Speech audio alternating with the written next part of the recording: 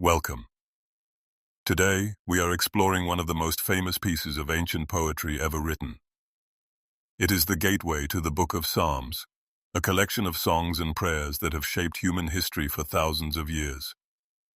Psalm 1 isn't just a poem, it's a blueprint for a life that flourishes. It presents us with a stark choice between two very different ways of living, and it asks us a fundamental question: where are your roots? The psalm begins with these words: "Blessed is the one who does not walk in step with the wicked, or stand in the way that sinners take, or sit in the company of mockers." In the original Hebrew, that word blessed, isha, doesn't just mean a temporary feeling of happiness. It implies a state of rightness, wholeness, or flourishing. It's the kind of life we all want. But notice that the path to this blessing starts with what we don't do. There is a fascinating progression here. Walking, standing, and sitting. It describes a slow drift. First, you are just walking by, perhaps just listening to the advice or the step of those who live without a moral compass. Then you find yourself standing, you've stopped moving, you're lingering, and you're becoming comfortable in environments that drain your character. Finally, you are sitting. You've settled in. You've joined the company of mockers, people characterized by cynicism and a lack of reverence for anything holy. The psalm warns us, who you listen to eventually determines where you end up. But the blessed person has a different focus. Verse 2 says, "But whose delight is in the law of the Lord, and who meditates on his law day and night." In a world of 24/7 notifications, breaking news, and constant digital noise, the blessed person finds their joy elsewhere. They don't see God's law or instruction as a list of cold rules to be followed, but as a source of delight. The word for meditate used here is hagah. It doesn't mean emptying your mind. In Hebrew, it actually means to mutter, to moan, or to ruminate. Think of a lion growling over its food, or a person quietly talking to themselves about something they love. It's a deep, persistent focus. To meditate day and night means that this wisdom becomes the background music of your life. It's what you think about when you wake up and what you process before you go to sleep. This leads to the most iconic imagery in the Bible.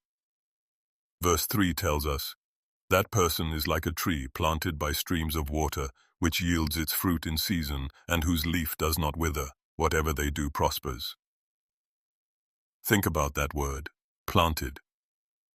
This tree isn't a wild accident of nature. It was placed there intentionally by a gardener. Because its roots go deep into a hidden, constant water source, it isn't dependent on the weather. When the heat of life comes, the stress, the grief, the financial hardship, or the chaos of the world, this person remains green. They have an internal reservoir. They yield fruit in season. Sometimes we feel unproductive, but this psalm reminds us that if we are rooted, the fruit will come at the right time. You don't have to force it. It's a natural byproduct of where you are planted. The mood shifts sharply in verse 4. "Not so the wicked, they are like chaff that the wind blows away. Therefore the wicked will not stand in the judgment, nor sinners in the assembly of the righteous." Here is the contrast.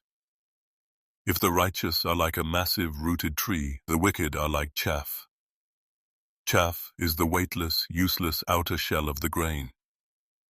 During the harvest, it's thrown into the air, and the slightest breeze carries it away. This is a picture of a life without a center. It may look busy, it may look successful on the surface, but it has no weight, no substance, and no future. When the wind of trial or judgment blows, there is nothing to hold it down. The psalm is telling us that a life lived apart from truth is ultimately fragile. The psalm concludes with a final summary in verse 6. "For the Lord watches over the way of the righteous, but the way of the wicked leads to destruction." The Hebrew word for watches over is yada, which means to know intimately. This isn't just God observing from a distance like a judge in a courtroom. It means God is personally invested in your path. He knows the struggles of the tree planted by the water. On the other hand, the way of the wicked leads to destruction because it is a road to nowhere.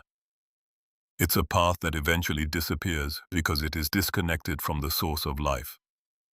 So, as we finish this study, the question remains for all of us: where are your roots today? Are you allowing yourself to be influenced by the mockers, or are you planting yourself by the stream? The choice of which path to take is yours.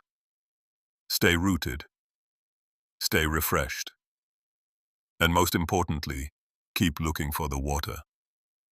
Thank you for listening.